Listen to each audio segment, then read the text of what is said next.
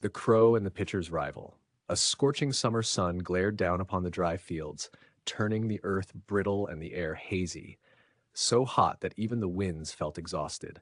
And in that heavy, breathless heat, a lone crow perched atop an old clay pitcher, peering inside with desperate thirst gleaming in her dark eyes. The water inside was low, too low.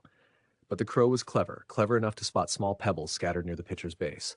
One by one, she picked them up, dropped them into the vessel, and watched the water rise, inch by precious inch.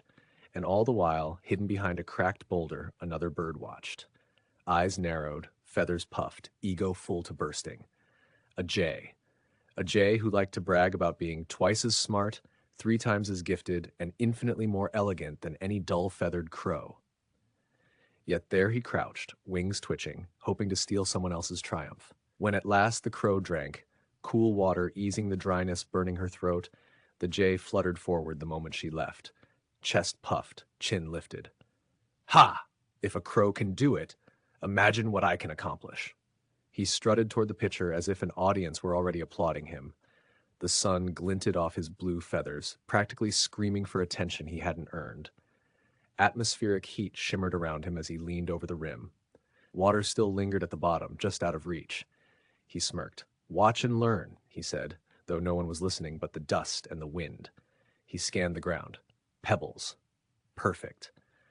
But instead of picking them up with patience, intent, and calculation, he scooped up a whole mouthful and threw them in all at once with a triumphant flourish. The water barely stirred. He frowned. Of course, a master needs a grand method.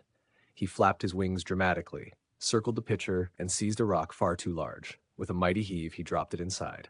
Crack! The pitcher split down the middle. The water, every precious drop, bled into the thirsty earth below. The jay gasped, feathers standing on end. No, no, that wasn't supposed to happen. He scrambled to gather the remaining pieces, peering inside for some miracle puddle to remain. But the sun swallowed everything. The pitcher was ruined. The water was gone. And the jay's puffed-up pride collapsed, leaving him small and trembling beneath the weight of his own foolishness. From the shade of a nearby tree, the crow watched silently. She wasn't smug. She wasn't amused. She simply stepped forward, her voice calm but firm. Wisdom, she said, isn't something you copy. It's something you earn. The jay stared at the cracked pottery, shame rising like heat in his throat. The lesson hit harder than the rock he had thrown. As the crow took wing, her shadow swept gracefully across the field, steady, quiet, purposeful. The jay watched her fade into the blazing horizon, wishing he had understood sooner, wishing he had listened instead of boasting. And as the sun dipped toward evening, the empty pitcher remained, half in light, half in shadow, standing as a silent reminder that pride often breaks what patience can save. If you enjoyed this story, please remember to like, share, and subscribe to help the channel grow.